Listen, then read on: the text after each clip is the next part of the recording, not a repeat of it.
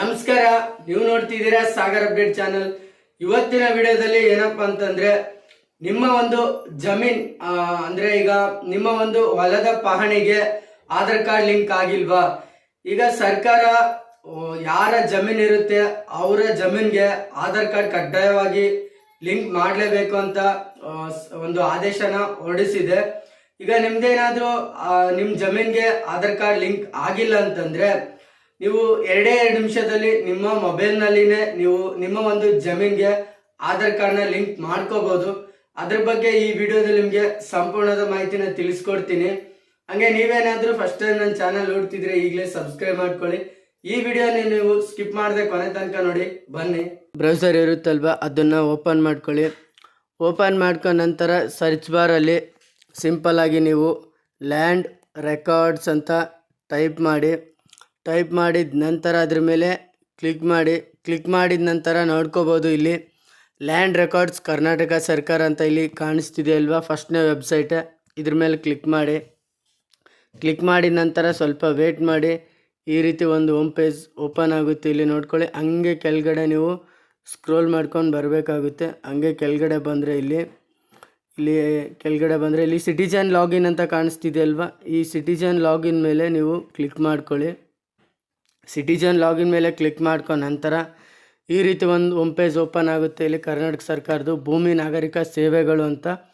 ಇಲ್ಲಿ ಏನು ಮಾಡಬೇಕು ಅಂತಂದರೆ ಕೆಳಗಡೆ ಮೊಬೈಲ್ ನಂಬರ್ ಅಂತ ಇದೆ ಅಲ್ವಾ, ನಿಮ್ಮ ಆಧಾರ್ ಕಾರ್ಡಲ್ಲಿ ಯಾವ ಮೊಬೈಲ್ ನಂಬರ್ ಲಿಂಕ್ ಇರುತ್ತೆ ಆ ಮೊಬೈಲ್ ನಂಬರ್ನ ಇಲ್ಲಿ ನೀವು ಎಂಟರ್ ಮಾಡಬೇಕಾಗುತ್ತೆ.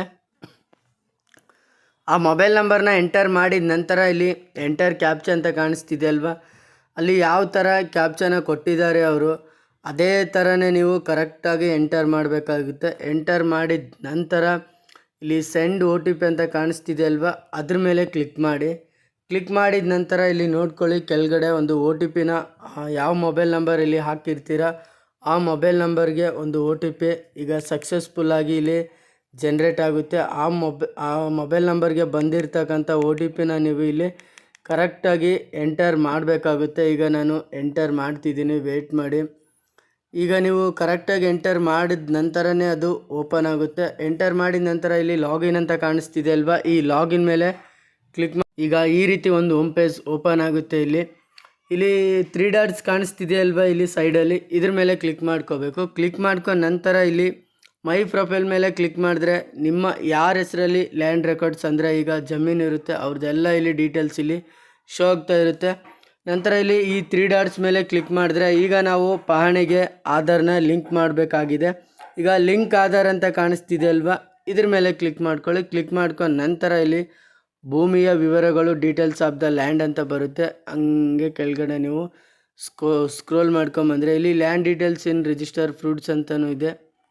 ಹಂಗೆ ಕೆಳಗಡೆ ಸ್ಕ್ರೋಲ್ ಮಾಡ್ಕೊಂಬಂದರೆ ವೆಯ್ಟ್ ಮಾಡಿ. ಈಗ ನಾನು ಡಿಸ್ಕೋ ಸೈಟ್ ಮಾಡಿಬಿಟ್ಟು ನಿಮಗೆ ತೋರಿಸ್ಕೊಡ್ತೀನಿ. ಈಗ ನೋಡ್ಕೊಳ್ಳಿ, ಕೆಳಗಡೆ ಹಂಗೆ ಸ್ಕ್ರೋಲ್ ಮಾಡ್ಕೊಂಬಂದರೆ ಫುಲ್ ಅವ್ರ ಡೀಟೇಲ್ಸ್ ಎಲ್ಲ ಇಲ್ಲಿ ಶೋ ಆಗುತ್ತೆ. ಯಾರ ಹೆಸರಲ್ಲಿದೆ ಅವ್ರ ಜಿಲ್ಲೆ ಮತ್ತು ತಾಲೂಕು, ಹೋಬಳಿ, ಗ್ರಾಮ, ಸರ್ವೆ ನಂಬರು ಮತ್ತು ಈಗ ಹಿಸ್ಸಾ ಸಂಖ್ಯೆ ಆಗಿರ್ಬೋದು, ಮಾಲೀಕರ ಅವ್ರ ಓನರ್ ಯಾರು ಮತ್ತು ಎಲ್ಲನೂ ಇಲ್ಲಿ ಶೋ ಆಗುತ್ತೆ. ಈಗ ಏನು ಮಾಡಬೇಕು ಅಂತಂದರೆ ನೀವು ಈಗ ಪಹಣಿಗೆ ಆಧಾರ್ ಕಾರ್ಡ್ ಲಿಂಕ್ ಮಾಡಬೇಕು ಅಂತಂದರೆ ಇಲ್ಲಿ ಡಾಟ್ ಕಾಣಿಸ್ತಿದೆ ಅಲ್ವಾ, ಇಲ್ಲಿ ರೌಂಡ್ ಮಾರ್ಕ್, ಅದ್ರ ಮೇಲೆ ಕ್ಲಿಕ್ ಮಾಡ್ಕೋಬೇಕು. ಕ್ಲಿಕ್ ಮಾಡ್ಕೊಂಡು ನಂತರ ಇಲ್ಲಿ ಅರ್ಜಿದಾರರ ಮತ್ತು RTC ಮಾಲೀಕರ ನಡುವೆ ಹೆಸರು ಹೊಂದಾಣಿಕೆಯಾಗುವುದಿಲ್ಲ ಅಂತ ಬರ್ತಿದೆ.